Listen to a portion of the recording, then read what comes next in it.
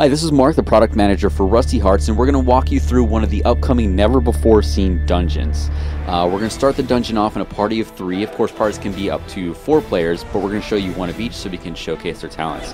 What you're seeing right here is the various characters using a lot of their skills and combos fighting these early enemies. For example, we have Angela right here. She's using her fireball, a lot of her magic and ranged abilities. Tude, he's one with the claw, he's very fast, very close quarters. And France, he's a mixture of sword-based, hand-to-hand combat with some really cool magical abilities as well. They're fighting some enemies such as the standard skeleton soldier, these really cool winged enemies that show up later in the game, and we'll see some even more exciting enemies later in the dungeon.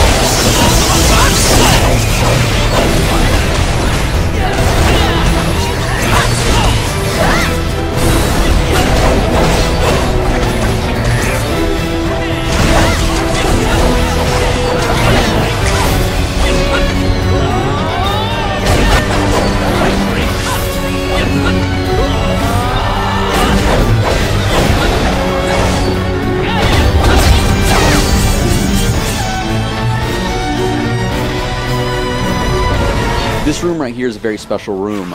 You'll see a lot of really unique enemies. For example, the big one that's just spawning, his name is Crimson Gloves. An earlier version of him, just named Gloves, shows up as a boss in an earlier dungeon in the game. So as you can see, the level of difficulty progresses through the game, and enemies that used to be bosses now just show up as normal mobs. You also see some healing enemies that'll heal the other bad guys around if you're able to kill them. Some of the winged enemies, and again some of the standard skeleton soldier hack and slash fodder as well.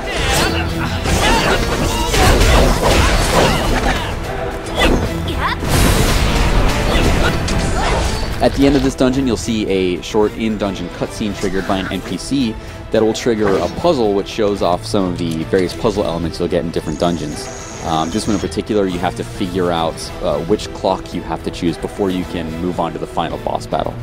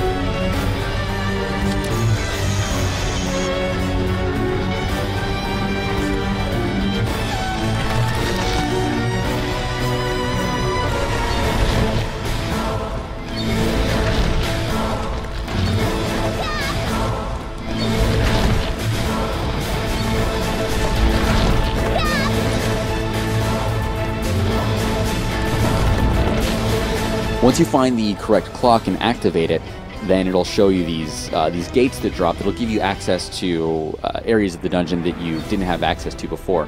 This dungeon in particular, if you avoid falling down and having to fight the first boss, if you know where to go, you can find the secret boss, which is Lord Curtis, the lord of the entire Curtis Castle, where a lot of the game takes place.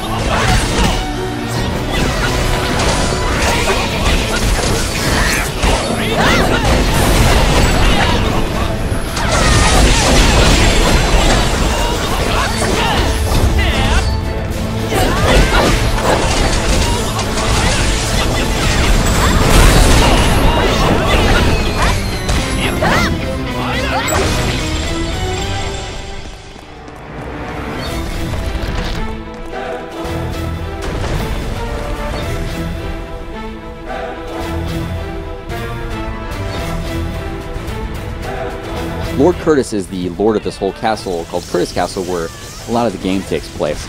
If you happen to find him here, it's a pretty big boss battle. He's obviously a huge, very powerful boss. He's really strong. Even our characters right now are really strong, but they're having a rough time with him. You'll see all his unique attacks. You'll have to pick up on his cues and in his patterns, be able to avoid his attacks and deal damage at the same time.